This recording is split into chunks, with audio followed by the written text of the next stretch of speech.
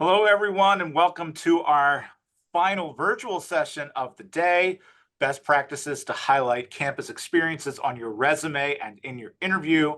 I've got my two colleagues, Dustin and Natty, standing by to give a great presentation. I want to thank everyone for being a part of the Career Champions 2024 virtual conference.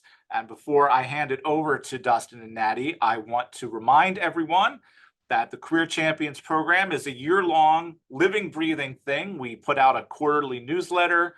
We have activities during the year that you can be a part of. We want to do our best to keep faculty and staff informed of the work that we do and share with them resources that they can share with the students, alumni, and postdocs that they work with in their daily lives, because we know that everyone here at Penn is part of that career journey, part of those career conversations.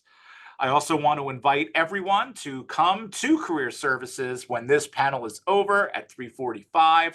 We've got cupcakes, we've got soda, we've got boba tea, we've got cookies, we've got all kinds of great things. And of course, the opportunity for you to get a new professional headshot in our photo booth. So we'll be wrapping up the day and wrapping up the conference here in the McNeil building with all of that. But for now, I'm going to turn things over to Natty and to Dustin. And I'm going to ask that if you have any questions during their presentation, that you put it into the Q&A section of the Zoom app, and we'll have time at the end to answer any questions that you have. So with that, I hand it over to Dustin and Natty. Thanks, Michael. And really happy to present today. I really love these types of presentations as part of the Career Champions conference, because it's a good mix of us kind of sharing best practices that I think help with all of our work, working with students directly. It helps, I think, in our jobs directly, but it also helps you personally too. I think there's a lot of things in this that will also be transferable to how you think about your own resume and your own documents as you're looking to advance in the future too. So just to start with introductions, I'm Natty. I'm the Senior Associate Director of the Wharton undergrad team here in Career Services. I've been with the office for a little over 7 years, was formerly on the College of Arts and Sciences team. I think this is the second time I've been a part of the main Career Champions conference, so really excited to be presenting again. And Dustin, I'll pass it over to you. Yeah, thanks, Natty.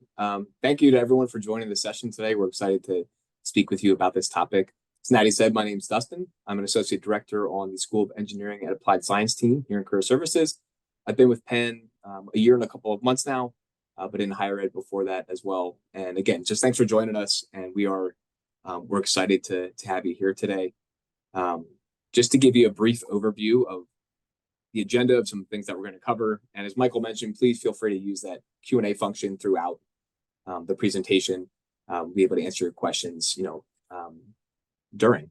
So we're going to talk about just the importance of these experiences as they pertain to students and their resumes.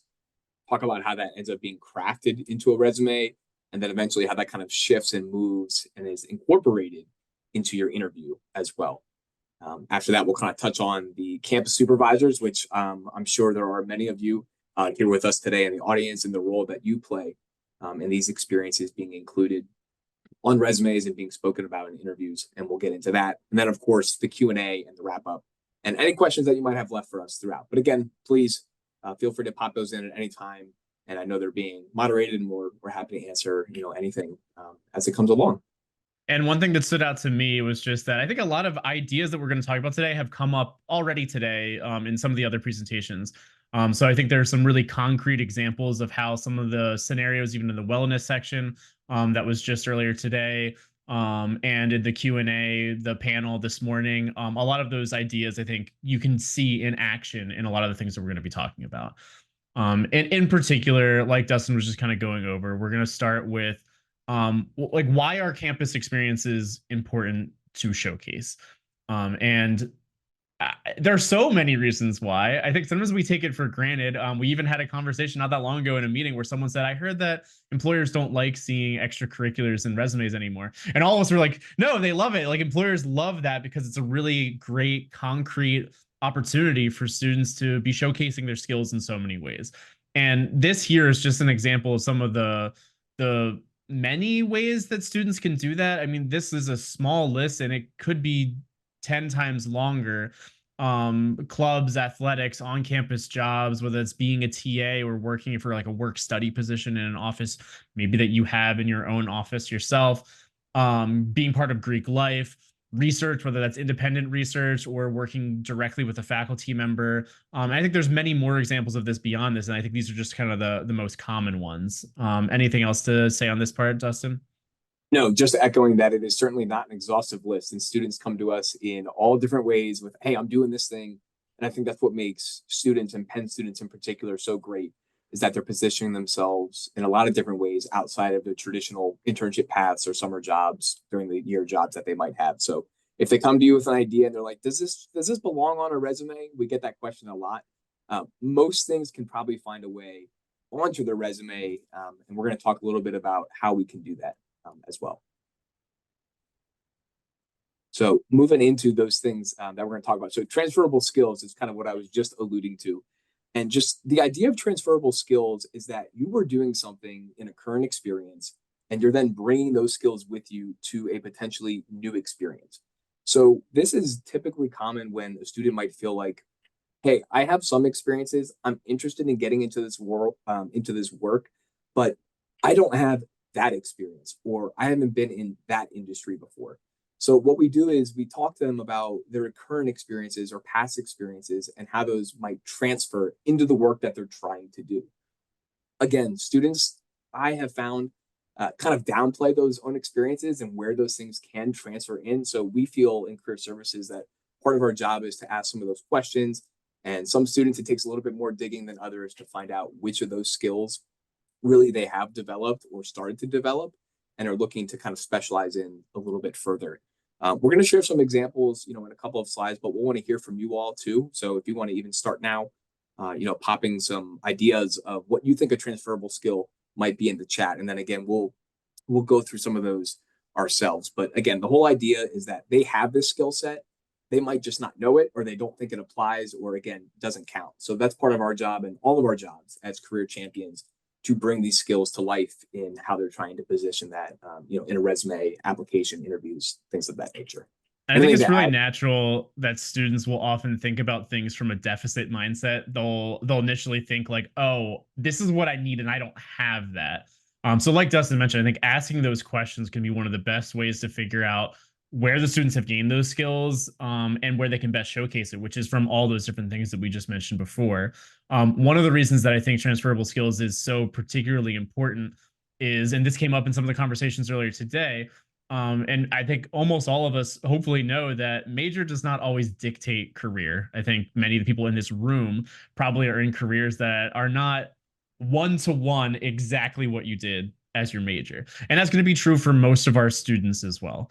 And transferable skills are so key here because this is where they're going to be highlighting from their academic backgrounds or from their extracurricular background, the types of things that they've gained that will benefit them in the future for whatever that might be, whether that's a career, research, volunteering, a board position down the road, like anything that they can think of, there's probably already have experience. So kind of reversing that idea of what I don't have, but looking at all the things that you do. I mean, I was a communications major, and certainly I use communication as a skill quite often in my career, although obviously that didn't specifically set me up to work in higher ed or work as a career advisor. But I think this is a common thing that comes across in the students that we work with frequently, as they're always kind of thinking about like, what will I be qualified for next? I think it was Megan who said in the session earlier about how it's so important to set yourself up for success and let the employer make that decision. It's not necessarily up to the candidate to say you don't want to eliminate yourself right away, but think through putting your best foot forward and let them decide. Great. So as we said, what are your skills? So again, if people do want to start to pop some examples in before we get into some of the skills that we have listed on here. So what are some skills that you all are seeing or think students have come to you with before, or that you would imagine students have a current skill set that could be transferred across many industries, right? They don't have to necessarily be technical skills or industry specific. And then as they come in, if can have them, read aloud or just kind of read them and get any feedback. So please start to begin to pop in some skills that you think our students might currently have, or maybe even things that they don't inherently think of right away when we say, hey, like, what are your skills or what are you skilled at? Again, as Natty mentioned, typically they come from that deficit mindset and, oh, I don't have any skills, or I'm not an expert in anything. And we often find through storytelling, which we'll talk about later, that that's not the case. So again, any skills that are kind of being popped in here. And I'll address a question just because I saw it while we're waiting for people to drop some things in the chat. Someone asked if students could just list the transferable skills that they have on the resume somewhere to really kind of capture those keywords without talking about what they actually did. And we'll talk about this a little bit when we get to the resume section. There are times where that can be effective. Sometimes an applicant tracking system is really just looking for keywords. However, I think it's almost always more effective to be able to show someone rather than just tell them what skill you have. So in particular, this is not just somewhere to list things, but if you need to for space reasons, you can. But I think it's usually better to think like, how can I best show that as well? But Dustin, let's go through. We got, I think, a good assortment of things in the chat for now. Yeah, absolutely. So before we go ahead and show here, I see here Joseph talks about problem solving being an important and a big one. Emily mentions organizational skills, time management, leadership, all great ones. Allison, communication skills, both oral and written. Taryn says creative thinking, flexibility, adaptability. Ariel, managing teams. Sharon, collaboration, facilitation. Lisa, collaboration, conflict management. Yeah, those are great examples of just, again, a couple of things. And again, we're going to show you just a few more that we had on here. It looks like a couple of these were actually listed as well. So here are some of the ones that we had come up with. So if students are coming to you, again, not an exhaustive list by any means, but just a way for them to get to think about what skills they might have and how that can kind of transfer into the work that they're trying to go to. But yeah, so this is just kind of an existing list. Natty, anything to add about the skills list or anything that was said in the chat? I would just say sometimes I don't love just brainstorming a bunch of words, and that can be hard when you're making your resume. I think the good part about when you're applying to something is hopefully the job description will already have some of these things in it. So that can be a good way to kind of reverse engineer, look for what is already being made obvious to me in the job description, and then think about, okay, they really want someone who's a good problem solver. When is a time that I was in a situation that I had to showcase problem solving skills? And I think a lot of times that's going to end up being a club or an extracurricular or athletics or something else that's not just in the work that they do academically or the things that they've done in their previous internships. Yeah, that's a great point. And it really starts to help inform those bullet points on the resume too, when you're asked to see those skills in the job description. So that's a great thing that you add there as well. And one of the reasons we like to highlight those things is that employers really do want these. So this is from a very recent survey from NACE, which is kind of the organization that we go to the conferences for, the National Association of Colleges and Employers. I believe everyone knows I'm terrible with acronyms, so maybe I messed that up. But it's a combination of both kind of recruiters and employers, but also career advisors like us. And the employers, when questioned, listed many of these same things that we just talked about as the things that they want most from an applicant. And what I love about this list is that almost every single one of these that look, you can probably tie it to something you've done in so many different settings. It's not just one place. I think it kind of takes until like 5 or 6 down where you see technical skills. I think is probably one of the more specific ones here that you just kind of like need a specific kind of technical skill. But already you've gotten down to only 67%, and there's probably so many different types of technical skills that you can gain, whereas the majority of this list is so broad. I think it's just so useful to think about all those different ways that you can use it instead of just the one internship that you had if you're a sophomore, or if you're a freshman thinking about, I haven't had an internship yet. There's lots of ways you can do that. So now, how do we then begin to craft the resume from these experiences?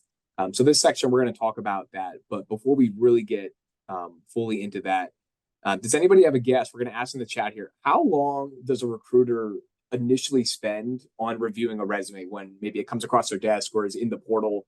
How long do people think that resumes are checked out by recruiters before either it gets put into a yes pile or a no pile?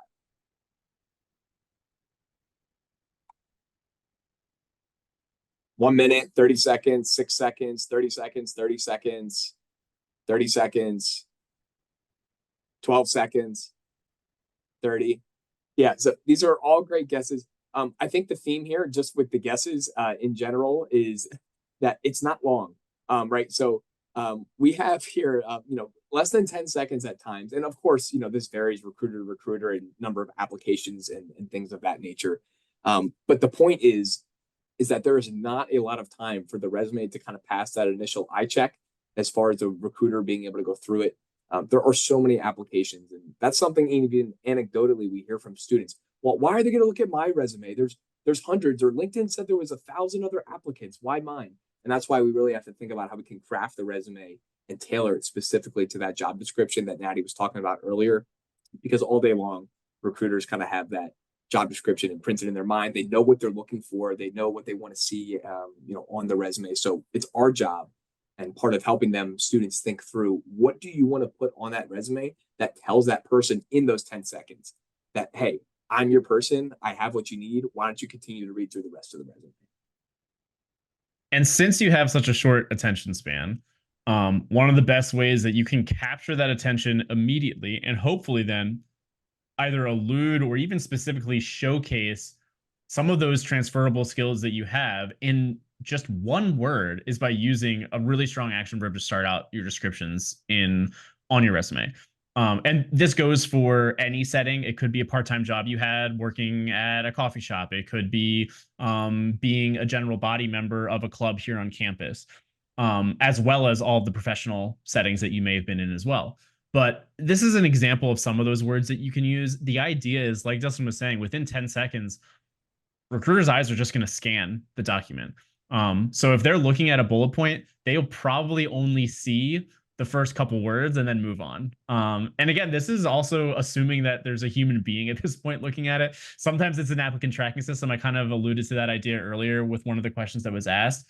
But even more important, where these action verbs will help optimize the keywords you use in your resume in a way that'll help you score higher to the computer and will help you diversify all the different types of skills that you have for that human being who may only streamline and look through a couple words at the start of each description. But then when they see expanded, conducted, initiated, awarded, they're already getting kind of an image of who you are in their head and the types of projects that you've been able to work on, even before they've read all of, like, the concrete specific details.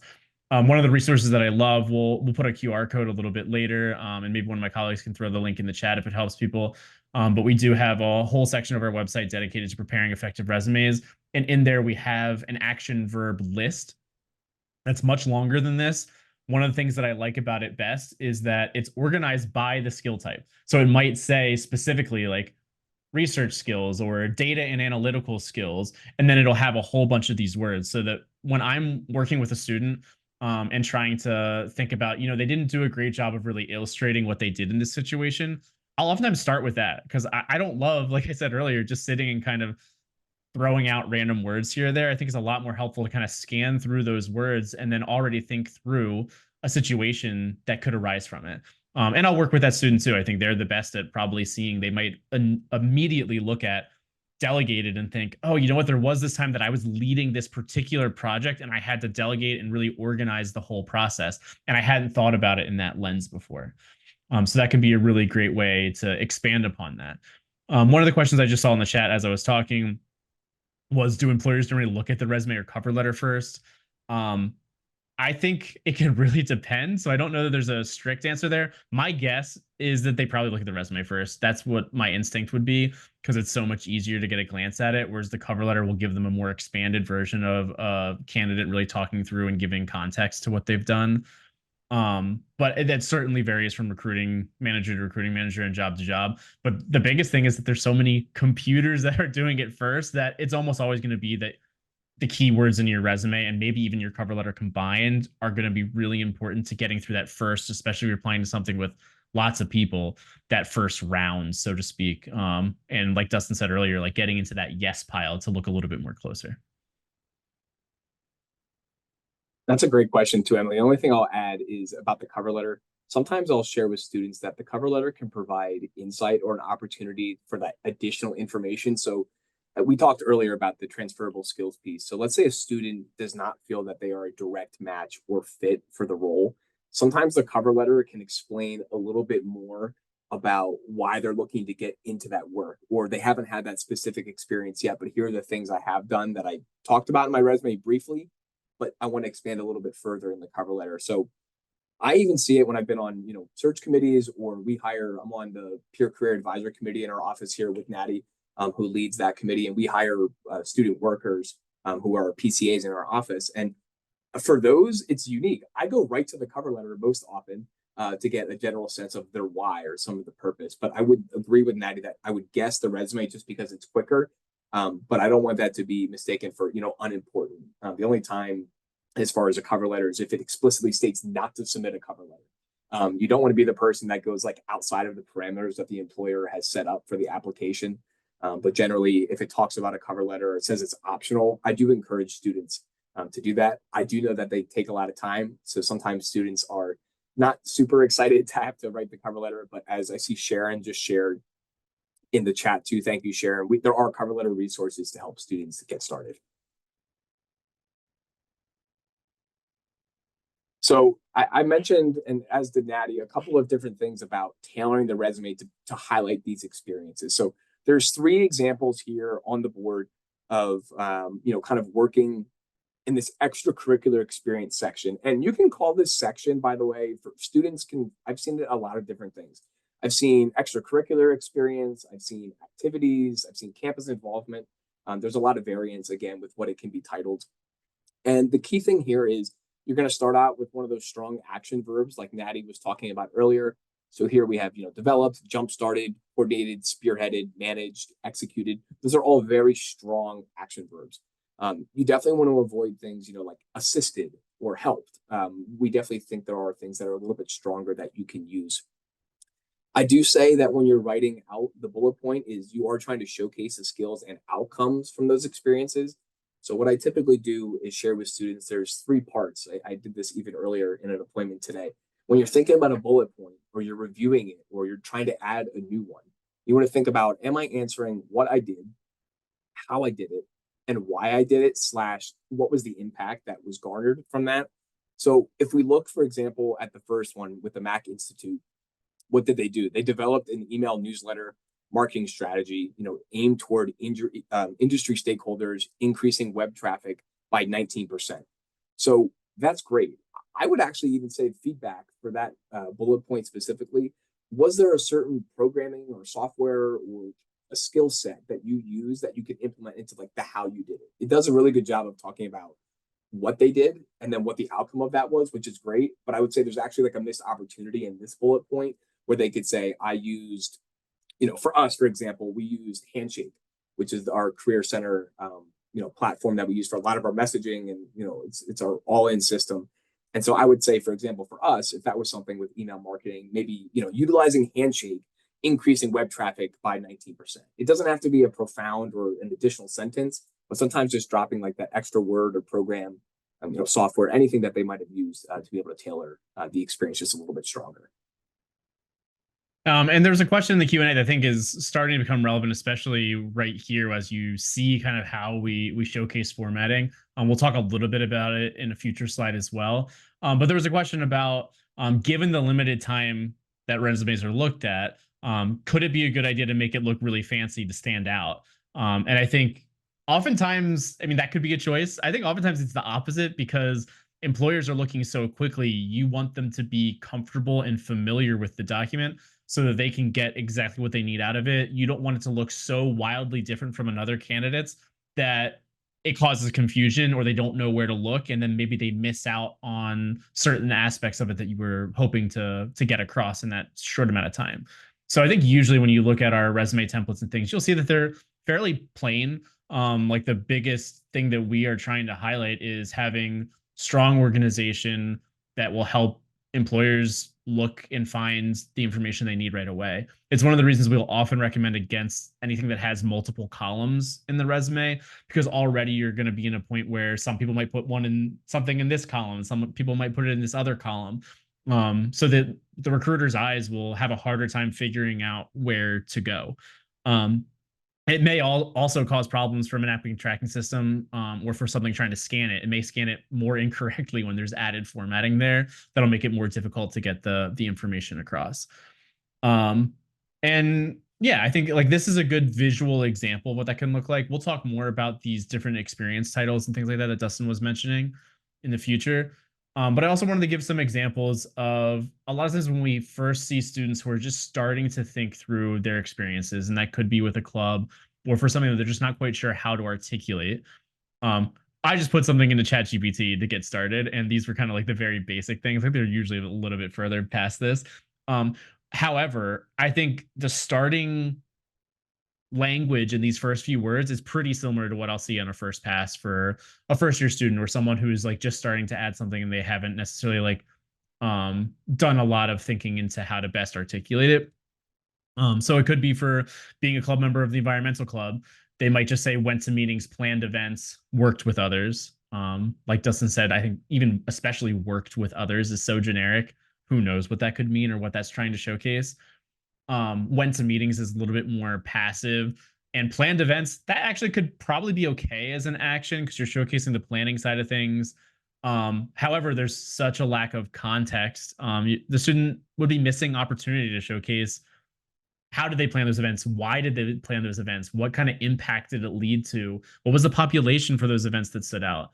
And then these are kind of the spiced up versions that add extra to that. On the last side, you kind of already see this movement towards this. But one of the key things here is you're playing across usually three key audiences. One of them is the software and applicant tracking system. One of them is maybe an HR person or someone, a human being that's looking really quickly at the resume and just trying to decide, do I want to move forward this for the next round? And the last person is a human being who is probably looking at this much more closely, perhaps even before they interview you. I think that's where that like that metric of what we said for 10 seconds, that might go out the window completely if someone is sitting down preparing to talk to someone. They may spend a few more minutes and actually read through more details. So you're trying to strike a balance between all these very different audiences. And one way to do that is start with the specific action verbs like we see here. I liked how Dustin said those three different areas. Some elements of those areas could be adding quantifiable contextual details. So you can see that really clearly in this second one. Collaborate with team of 10 members is a really great way to show the context of the setting. Numbers don't always have to be big to be impressive or meaningful. Sometimes small numbers can just showcase the context of what you had to do. A project may feel very different, even if it was a similar amount of work, if it was alongside 10 people, as opposed to if it was a part of a group of 30 or 40. I think it just showcases slightly different things. And then obviously the end of this having the impact of it engaged specifically 200 students is always really great way to showcase the impact or like why, like Dustin said, why were you doing that thing? Yeah, anything to add, Dustin? Yeah, that was great. So now there's always the question of deciding what to include. And by this, we mean, what to include on the resume. So there's this conversation of recent experiences and or relevant experiences, which sometimes students use interchangeably. I do think that they can sometimes be one and the same. You could have a recent relevant experience, or you might have a relevant experience that was not very recent. And so I think that's important to keep in mind. There are, the job function itself is going to refer to the responsibilities of what that position might look like. I know Natty touched a little bit earlier about, industry examples or something that could be industry adjacent. Examples of industries are, media, finance, consumer products, education, things of that nature. So you want to consider both what the job function is asking for you to do and then what the industry is asking for as well. So we always are proactively telling students, even if you're not currently on the job search or looking for something right now, it's okay to look at postings and see what job descriptions are asking for. If you were to be applying to this position right now, do you have a number of things that are being asked of? Do you feel like you have recent and or relevant experience that could fit if you were to be tailoring your document for this position, today? You want to consider both of those things. Like I said, is it a good fit? Thinking about your own values. There's a lot more work that goes into identifying fit and a position that a student might be applying to, as opposed to just kind of scrolling through and trying to apply to anything that they might see. Some people take that approach and they have success. Other people like to kind of take their time, do a little bit more research, and have more of a quality as opposed to a quantity approach. I've seen students have success with either. And then just a final tip, I mentioned Handshake earlier. So you can actually search by function in Handshake to be able, and industry. So under the jobs tab in Handshake, you're actually able to use filters to find an opportunity that might be right for you. So students will often come in with a resume that they feel like is too long, or they're really working to get it onto that 1-page length. And so we have to have a conversation of, okay, I see you had this experience 3 years ago. And again, Natty mentioned it really is a theme. They come at it from a deficit perspective of, oh, this was so long ago, I can't use this. And so I do, push back a little and say, oh, well, why don't you think I can use it? Oh, well, it was 4 years ago. And I'll say, that's true. However, it's directly relevant, or it is so transferable that you have to have it. It's going to be something that's going to pop off the page to the recruiter. They're not necessarily going to be looking at those years initially right away as part of the experience. They're going to be looking at what that title was or what some of your job duties were that you had underneath. So this is a conversation that we like to have. Again, something could be recent, it could be relevant, it could be relevant and not recent. There is a cutoff eventually, but with students that you're dealing with in the greater context, you probably wouldn't want to include, the 6th grade food drive as far as like volunteering experience. Hopefully there's something else that they could plug in there at some point. That's probably a little too far back when we're dealing with, anybody who's, one of our students here at the university. So those are just some things to consider in that part of the conversation. Natty, anything to add to that? The only one thing I'll add is that so often the clubs and extracurriculars that students are doing while they're here on campus, that when we're working with them, are almost always going to be some of the most recent things that they're doing. So I think that already lends to a great reason to include it. However, they may not always be directly relevant, but it goes back into our conversation with transferable skills. There are so many ways that students can make that experience relevant that can be really applicable to the job they're applying to. So I would stress just always talking about these two things and how students are thinking about them. And if there's something that's really recent that they invested a lot of time, they worked really hard on, it might be worth considering, how do I make that relevant to my audience? And it's one way that you can break out of that deficit mindset and think instead about, like, what am I bringing to the table based on this really recent experience I had working really hard as the treasurer for this club or whatever it might have been. I mentioned the idea of like how to organize things earlier, and I'll come back to it here. Dustin mentioned some examples. Like, there's so many different ways that you can word things. I think the most common that we see, and the reason it's most common is because it gives a lot of flexibility, is to think about sections in a resume as having like 2 key sections, one of them being professional experience and the other one being leadership and extracurriculars. I think that's a really useful way for students to think about things. However, sometimes you can run into problems where maybe they had an internship last summer, but during this current academic year, they've been working really hard as part of the undergraduate media and entertainment club, and they're applying to media related things, and their internship that was the most recent professional thing isn't particularly relevant to what they're applying to. I think it's a great reason to think about maybe changing the titling of these things, or even letting students know that it's okay to, professional doesn't need to mean that you were paid for something. I think employers rarely care that you were paid for one of your experiences. They're much more interested in the idea of where were you able to gain and showcase your skills the most. And that includes, like, I had some examples over here. Sometimes you'll even see people who put projects that could be completely outside of even a specific club. It might just be something they took on themselves. You see that a lot with our students who are interested in software engineering, for example, where maybe they contributed to something on GitHub and they worked on that a lot, but it wasn't really part of a class or a club. Maybe it was a class, maybe it was a project that they coded something specifically in class and they could put that in that section. I also really like the idea of breaking out of professional and leadership sections and instead being a section one that is more industry specific. Maybe it's media related experience, and then another section that's just more generic, could be just other related experience, kind of a catch-all. And then students can better choose which ones they want to highlight for the particular employer that they're applying to, which does also give the idea that your resume is going to change for each employer you're applying to, which can be a little bit overwhelming. But I think a lot of times it's mostly window dressing. You're kind of just copy and pasting things over into the sections that you need.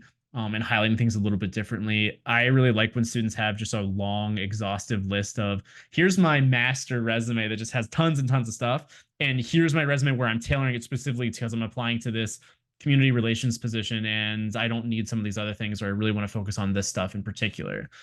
Um, Sometimes Dustin mentioned this earlier. A lot of our students just have so much. The real challenge is getting everything to fit on what we normally recommend is one page. Um, it can be a challenge. So one way you can do this is condense some things, like maybe being a part of an athletic team is important to them, but there wasn't enough space because they had so many really specific internships and other clubs to include. One way they could do that is put under education and under Penn, just say like selected clubs and organizations, kind of like what's listed here under major relevant coursework, and kind of list things across. You could say varsity volleyball or environmental club, or like something that you're interested in, but maybe just don't have the space to highlight more about.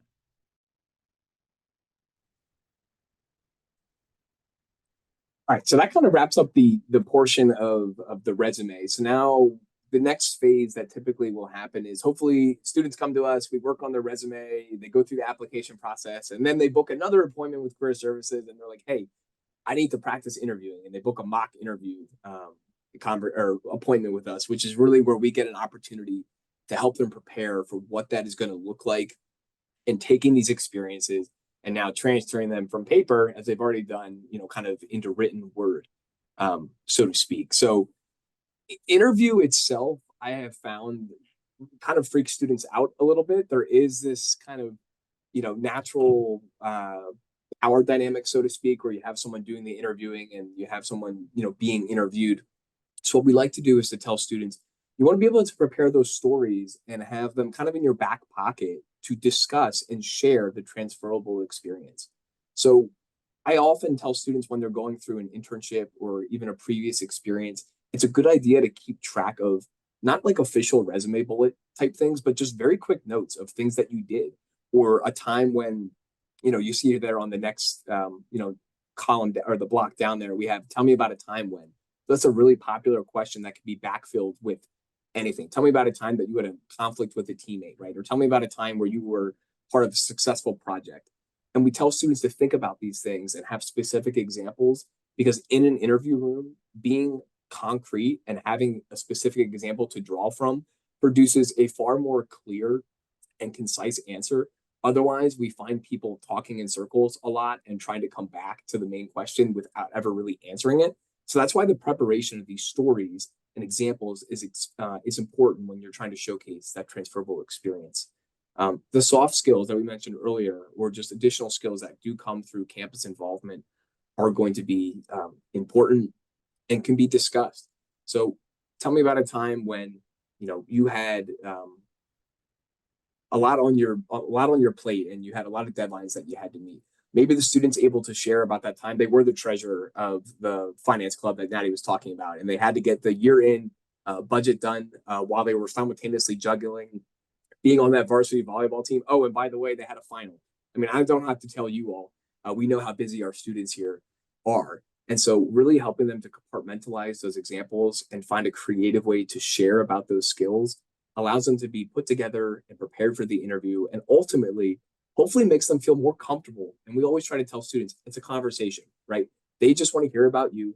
The person that's interviewing you has 100% at some point in time been on the other side of the screen, the table, because that's how they got the job that they're in. So they did it at least once. And so everyone understands the positionality that they're coming from. So just encouraging students to be able to feel comfortable. It's their experience that they're sharing about, but you do have to practice it. Even a basic question of, tell me about yourself.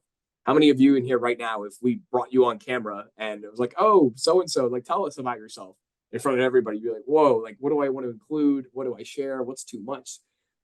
So it's something that you do have to practice, and it is something that we do work through. Natty, anything to add? I think, tell me about a time when is, I think, often a really generous way for an interviewer to kind of nudge you to give an example. But a lot of times you can think about attaching stories to almost any question. I mean, there may be a question, tell me about a time when you had to stay organized. They may just ask, how do you stay organized? And I think a more effective answer is usually going to be one that includes a story that'll help them visualize you in action. And for this reason, I think that one of the biggest things to help students in their idea of how to interview is to think of themselves as a storyteller, someone who has these stories that they can share and then attach to things for whatever questions come to mind. A lot of times, one way that you can organize those stories is to think through, maybe even look specifically at your resume and think, okay, here are the main experiences that I'm highlighting. When I was part of this club, I had this internship and I was on this team for athletics. And then thinking through and attaching some stories to each one of those so that you have a little bit of an arsenal to go off of. I think being a storyteller is not always a natural thing. Some people are amazing at it. Some people lack direction. And like Dustin was saying, they might get lost and just kind of rambling on.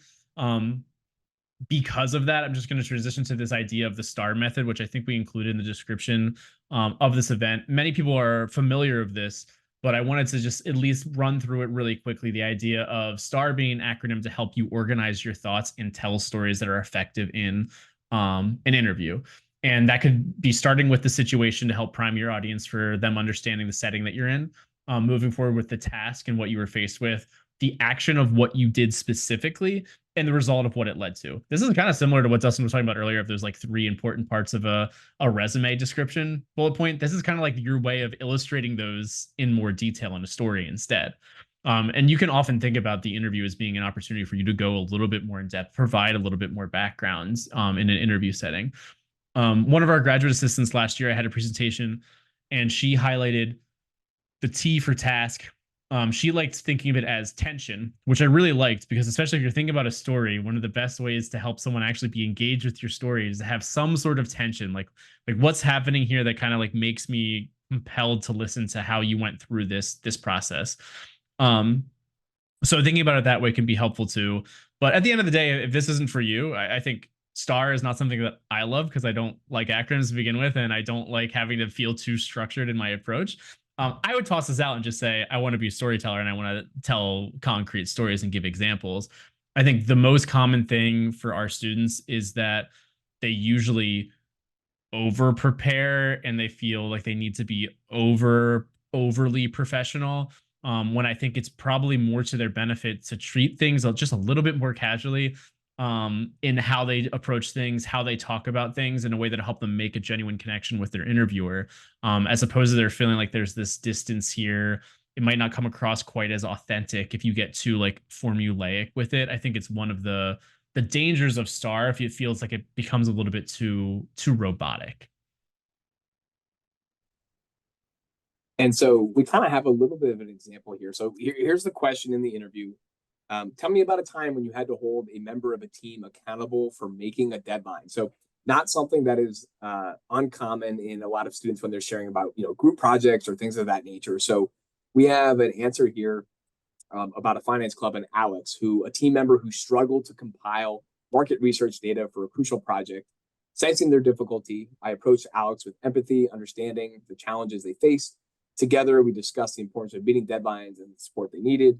Collaborating closely, we set clear milestones, and Alex managed to complete the task on time. This experience highlighted the power of empathy, support, and teamwork in overcoming obstacles and achieving our goals. So if you take this from the STAR perspective, talking to them about the situation, you can kind of start to break down, the answer or, the tension or the task. So what was going on initially? How are you able to then, come to your final result of being able to, like, what was the outcome of that? You see the action of, being able to collaborate closely. So action typically is going to correlate with some sort of skill. And in this case, it's all about the collaboration. So what was the action that you took? To me, if I were given this answer from somebody, if I had asked the question, I hear about collaboration, I hear about communication, I hear about professionalism, and then also some of those skills like empathy and support. Those are also skills. I think that they're not often thought about as skills, but they really are something that people like to have, within their workplace cultures or in their team dynamics. It's important to have people who are able to also kind of highlight those things. So again, this is just a really quick example of one of these tell me about a time questions. But like Natty said earlier, this could be phrased really differently, right? So this could just be, did you have an experience where somebody wasn't, pulling their weight in a group project, right? It could be phrased like that, or in this tell me about a time format. It really is just going to depend on the interviewer themselves. And one of the things that I think is really interesting is like we often think about an application process of, I find a job description, I write a resume and a cover letter, I submit it, I get selected for an interview, and so on. You have this like A, B, C, D all throughout the process. But I think there's lots of ways in both where the resume and the interview can help each other, even if you swap the order. Like you may not have the interview right away, but I think sometimes something that can help students think about how do I best articulate what I did as part of a club could be asking them a question along the lines of what they might see in an interview. You could ask them, for example, like, what are you most proud about with your involvement with the environmental club? And that might already draw to them, oh, you know what, we made this specific initiative that really helped cut down waste in the dining halls or something. And maybe that then sparks them to be able to, oh, that's something that I could put into my resume just in a more action-oriented way for how that came about. So I think these things play off of each other in a really interesting way. Just like I was mentioning earlier, for resumes, you might do the reverse of looking at your resume could be a way to help you prepare for an interview because it'll help you generate some of these stories that you can tell for almost any question that you get. I think like Dustin said, this could be worded very differently. You can't prepare for every question that's going to come your way, but you can prepare to best showcase like who you are, the experiences and skills that you have, based on the types of things that you've done in the past. I wanted to jump in. Laura asked a question about how long these types of answers should be when you're answering them kind of in real time. I don't think there's like a perfect answer, and I think you can't always like give yourself a little stopwatch with things. But I think a good kind of rule of thumb is to be like in that minute to 90-second kind of range is a good spot to be at. Obviously, you can break those rules a little bit here and there. Maybe the question that you got doesn't need quite as much of an answer, and you realize like they're just asking like, are you comfortable with X, Y, or Z, and maybe it doesn't need a full experience attached to it. Or the opposite. Maybe you realize like, hey, this is an opportunity where if you're looking at paper, they may not realize just how involved I've been on this side of things. And then you give a little bit more substance to an answer to help showcase that. So you can definitely be flexible with that role. Moving on, we are going into that last section of just how students can then leverage their campus experience supervisors. Or, I mean, I think you can broaden this not just to supervisors, but also lots of ways in which students might interact with us on campus, whether that's being a mentor for them, or whatever, an advisor for the club that they're a part of. There's lots of ways this might come up as opposed to being an exact supervisor for like a job or an internship. And one of the easiest ways is that a student might ask you to be a recommender or a reference for something. And I kind of wanted to highlight some of the parts of how you can do that effectively. Students we know build really strong relationships. It's one of the key reasons we have a conference like this for career champions. We know that our students are building strong relationships across all of their interactions here on campus, not just in our office, not just specifically with their dedicated supervisor. So I think sometimes many of us might be a mentor or someone who's in a position to help a student who might have a question. So I wanted to highlight some of these things because of that. So supervisors can definitely be references. They might ask a range of people. I think a lot of times if references are asked, students will probably ask, someone from an internship, maybe someone from who's a faculty member, seeing them in class, and then maybe somebody else. That could be someone outside for extracurriculars or anything, depending on what the employer needs specifically. A lot of times people think about it as like, oh, I need to write a specific letter, and that can be daunting. But that's often not the case anymore. I think a lot of times if a student asks you to be a reference, a lot of times it just means that an employer is going to send you a form that has you rate them on disagree to agree, strongly disagree to strongly agree. And then maybe you have a box to add a little bit of extra context. So I will say it's not a huge time commitment, and you don't always have to think of it too holistically. Like you might think, oh, I only really know this student from my interactions in this capacity. And that's okay. Like that's probably why they're asking you. The employer is going to understand that. So the goal would just be to highlight kind of that slice of life that you know the student from. And I think many times you can even think about some of the things that we talked about for how to highlight things in a resume or in an interview as some comments that you might add about how you know that student or how you want to highlight something that you think is really impressive about them. You might think back to a time when that person was working on a particular project and you saw how organized they were. Maybe you even ask yourself that question of, how have I seen this student stay organized, or tell me about a time when I've seen this student do X, Y, or Z. And then thinking through some of the things we talked about for resumes, that's where you can highlight the specific action, the quantifiable and contextual details, the impact and the why it was important, even in a short amount of time. If you're not even writing a full dear hiring manager letter to someone, but just having a small comment in a little text box on a screen, you can still often do that really effectively in a short amount of space. Anything to add, Dustin?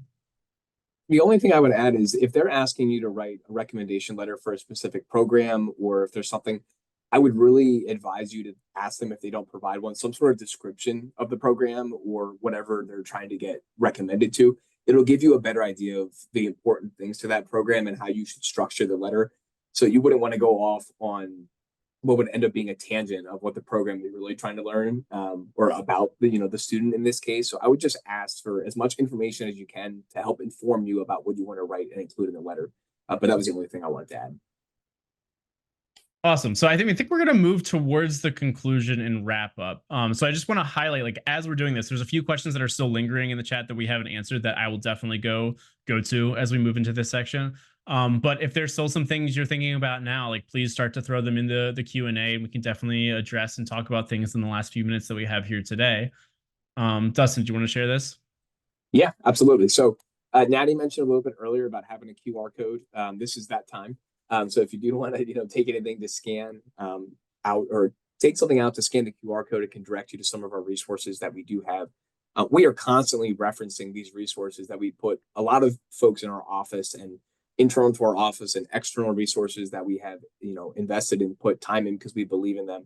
We're constantly sharing these with students. So the resume templates in particular might be helpful. So if a student comes to you and they're like, I have no idea where to start, tell them to just go to the career services website, and that they can go to learn how to and resume, and they can really get something, on the books to start, and then make an appointment with us. And then we're happy to help them. But if they're really feeling lost or not sure where to start, that typically is a good place to visit for them. Natty mentioned at the very beginning, there was a link to the resume action verbs PDF. This is just a minor screenshot of what that document looks like here in the bottom left of the screen. Natty also mentioned earlier about how some of our resume templates might look a little bland or boring. Again, we want this information on resumes to be easily discoverable, I would say. Like, you want recruiters to be able to find that info quickly. Again, 10 seconds. So they have to be able to identify the information. So sometimes less is more in that way, as far as design and things like that go. The one exception I would say to that is if you're working with somebody who specifically is like a design student, or if there's somebody who wants to showcase, something like that, where it is a little bit more of an artistic type thing. There have been some students that, see some exception, or I've even seen jobs rarely ask for something a little bit different than your standard resume. But these are just some of those examples here. But our website is full of resources. I know it was dropped in the chat a little bit earlier, so please feel free to visit that website. Anything else to add about the resources, Natty, before we get to questions? No, there's just so much in there. Like, we try to put so much publicly available, and this could be for people who are part of the Penn community or people outside of the Penn community. I mean, we have so much out there that if you just go to our website, you can find and use. So even if you volunteer for a nonprofit and you're working with people there on helping with professional development opportunities, like, there's stuff in here that'll help them too, even if they don't have a Penn key or access to it. We try really hard to put as much out there as we can that'll be useful to a broad group of people. So yeah, I mean, let's move over to questions. There are a few that were in the chat that we can talk about. One, I saw Joseph already answered a little bit, but I saw one of the questions was about kind of finding that line between preparing and over preparing in an interview, and how sometimes it might lend to feeling like your answers are a little bit more recited or rehearsed. I think Joseph gave a great example of you're using star format. And even outside of star format, the idea of having like bullet points to help you think through something, I really like that from my standpoint. And I notice it when students don't do it when I'm doing a mock interview, especially when it's a virtual. It's so obvious to me if they didn't put bullet points, and I just see their eyes like moving left to right on the camera. I can tell they're reading something that they kind of wrote out a little bit more in depth. Sometimes that can be helpful to write something out as how you're thinking about organizing an answer. But at some point, I think you need to move away from that. And one way to do that is just use the bullet points. Um, Another way to do that is, I mean, I tell students this all the time, like sometimes they're already set from a professional standpoint. They already have kind of the fundamentals down. Sometimes just getting more reps in, especially in a casual way. So I'll just say like, hey, if you're getting dinner with your roommate later today, talk to them about what you're excited about with this interview or what you're excited about with this internship. If you're calling a family member later, just like have a casual conversation about the types of things that you want to highlight. Obviously, that requires hopefully people who are your friends and family to want to listen to you a little bit. But I do think it's a really easy way to get something out in a casual environment. And so those words don't feel like they're recited. They don't feel as robotic because you've had an opportunity to just kind of like tell that story organically and naturally.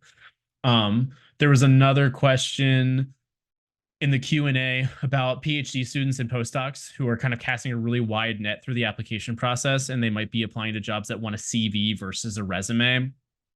CVs are usually much more research focused, and they can be more in depth than a resume. And I think a good rule of thumb for most resumes is that you should stay to one page, with some exceptions being if you have lots and lots of experiences that you've been in the field for several years, that maybe you can go to that second page. Whereas a CV is not quite as tied to that. CV could be 3 or 4 pages because it lists like lots of citations for the research work that they did. And sometimes that just takes space. So one way is being okay with that, especially through the lens of like wanting to share and showcase those research opportunities, is one way to think about that. For an undergrad, I think most of the time, if they see CV or resume, they should just think of a CV as a resume. But when it's a PhD student or a postdoc, they probably have like this wealth of background in research and things that they can share in a more holistic way. And I think Joseph is sharing right now some examples of that. Oh, he's putting big interview, which is also really helpful to practice and just record yourself. But we have on that resume document also examples of CVs as well, especially for PhD, masters, and postdoc students too. Any other questions for anyone before we wrap up for the day?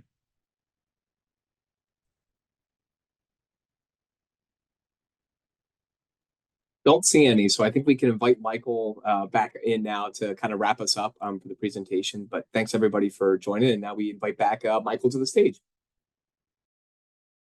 Thank you so much, Natty and Dustin, and thank all of you for this wonderful day, this great conference, 4 amazing sessions. I want to thank my colleague Joseph for being my partner in planning all of this and in running the Career Champions program in general. If you are watching this and you have not yet signed up to be a career champion, I've just put a link into the chat where you can do that. It's a no obligation sort of thing. We put out a quarterly newsletter where we can share resources, trends. We put out videos aimed directly at faculty and staff about what we're doing, what we're hearing from students, and what resources and information you can share with the populations that you work with. I also want to invite you all over to Suite 20 in McNeil Building for some afternoon snacks. Grab a cupcake, grab a boba tea on your way out the door. Come mingle, meet us, take a picture in the Career Services photo booth if you like. But we're all here and we can't wait to see you and wrap up this fantastic day. We will be sending out a short survey about today's conference. I hope you'll take a minute to fill that out when you get it. And we will also, in the coming week, put all of the sessions up. We've recorded everything. So if there's anything you missed or anything you want to review, you can view it on our website in the coming days. So thank you, everyone. Hope to see you all over here shortly. Have a great day. Have a great rest of the summer. We'll see you soon.